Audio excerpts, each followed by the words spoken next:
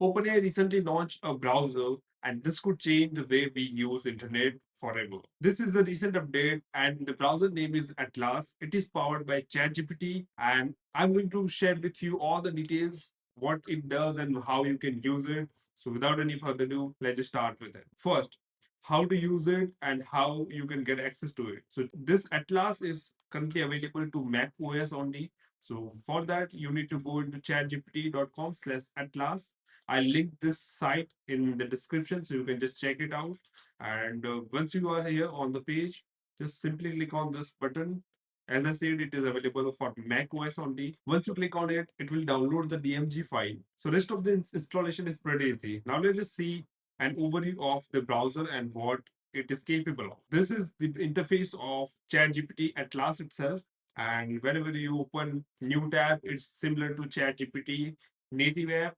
And the additional feature we have here is that it's a browser, not just a chat interface. Atlas is developed with the base of Chromium, so it is somewhat similar to what you will see in Chrome or Edge or any other browser which is there.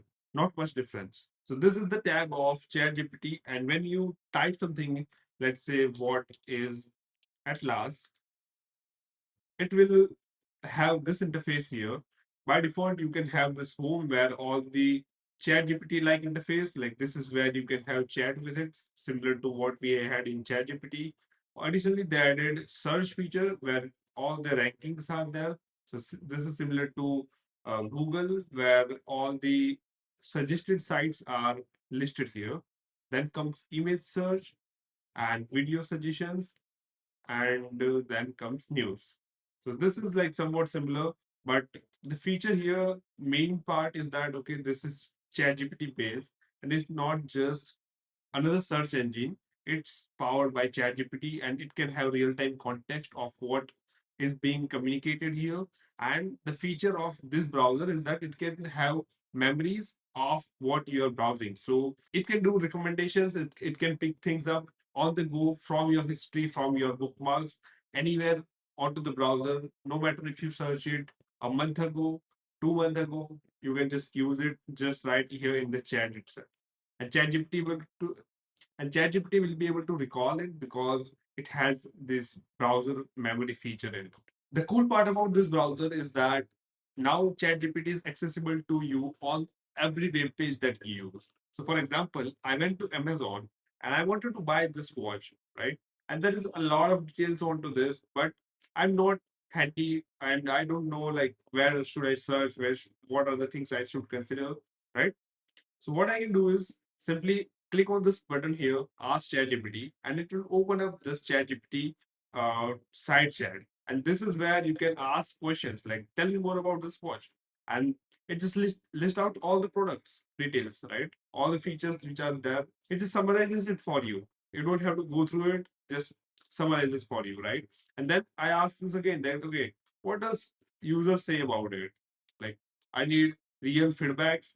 It could be bad or good as well, and that provides me the feedbacks and reviews here and ratings as well. Like you see, this is overall rating, and it's I fact checked this, by the way. I did this check that okay, 4.7 rating, and if we see on this product, it's 4.7 rating, and this is based on 57,000 plus ratings. So the data that is being taken here, it's purely from the page. So it's way better. And the reason this could be better is because it simplifies the way you access any information and you understand things. It is accessible to you on every page. That means whenever you don't understand anything, just ask it and it will help you out. One more interesting feature that is going to be there on Atlas is that agentic workflows. It is where you have the access of agent, and this agent executes things based on your commands all right into your browser. You don't have to do back and forth between apps. It just does things for you. That is available for pro and plus members. It's like a limited access on those features that I don't have access to it now, but soon we'll be getting access to it and we'll be able to explore more onto that as well.